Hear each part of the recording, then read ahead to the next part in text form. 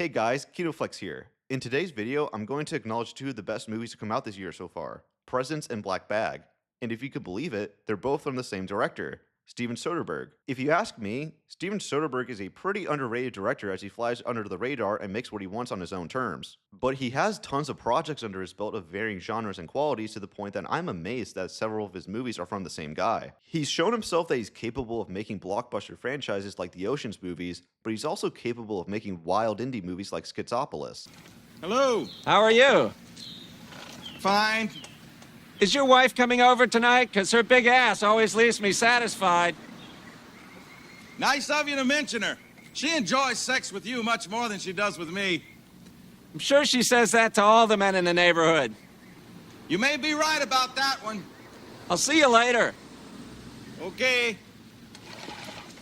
He makes original films for adult audiences that don't try to appeal to the widest range of people possible. He's honestly everything I look for in a director, and I hope he continues to make 1 to 2 modestly budgeted movies a year for as long as he can. Starting off, I'll be talking about Presence, which was shown at Sundance in 2024, but was given a theatrical release this year and written by David Koepp, who is most known for writing screenplays for films such as Sam Raimi's Spider-Man, Mission Impossible, War of the Worlds, and Jurassic Park. And those are all so different that I didn't know what to expect at first. What I ended up getting though was an awesome haunted house movie from the ghost perspective, with nice family drama and an unexpected twist at the end that makes you look at everything that happened previously in a new way. It utilizes the same first-person style used in the Nickel Boys, and just like in that movie, it's entirely necessary for it to be filmed in this way to tell the story properly because it wouldn't work otherwise. Also, the cast in this is great, especially the dad who delivers some of the best dialogue.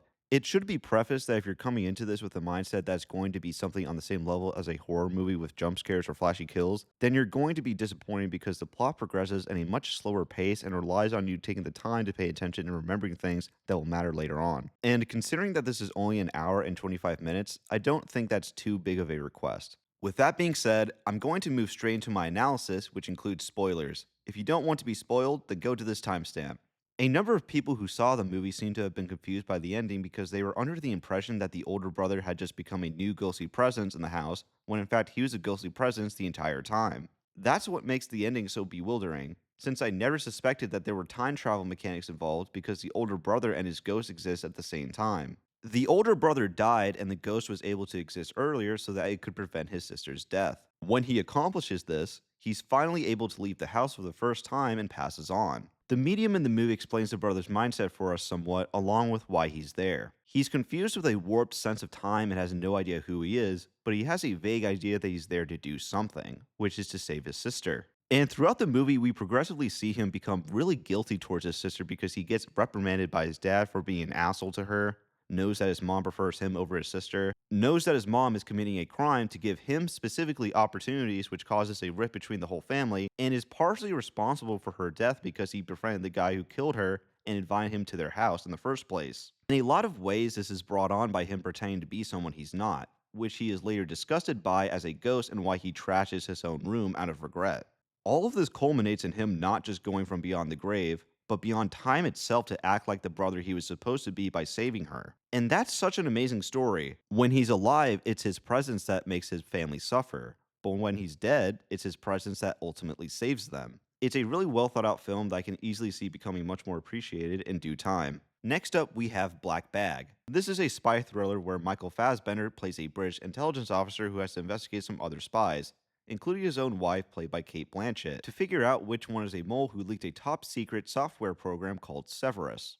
The film then becomes all about Fassbender looking into each of the suspects before a major situation arises. You would think that because of the runtime the film would suffer for it because of the intricate plot, but it's actually incredibly well paced with scenes delivering important information to you along with clues to allow you the opportunity to figure out who the mole is before it's revealed to you. I found myself glued to the screen making mental notes of what specific characters are doing and making guesses on who is innocent and guilty. There's one specific scene that goes by very quickly, but once it happens I immediately realized that a character previously suspected to be a spy was framed. And it was so fun to figure that out without being explicitly told. One of the standout parts of the movie, however, would be the romantic chemistry shown in the relationship between Blanchett and Fassbender as you try to piece together where their allegiances lie.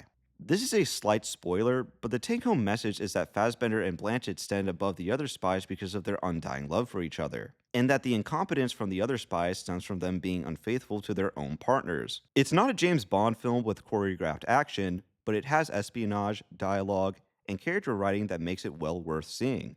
I can't recommend it enough. And that's all I have for you guys today. Like I said in the beginning, this year is hardly over, so there are plenty of opportunities for some absolute bangers to be released. But as it currently stands, these are what I would say are the best movies released this year thus far, and I think you guys will enjoy them. If you guys have any other suggestions on films released this year that you think are the best, then feel free to comment below. And if you enjoyed the video, be sure to like, share, and subscribe. Thank you.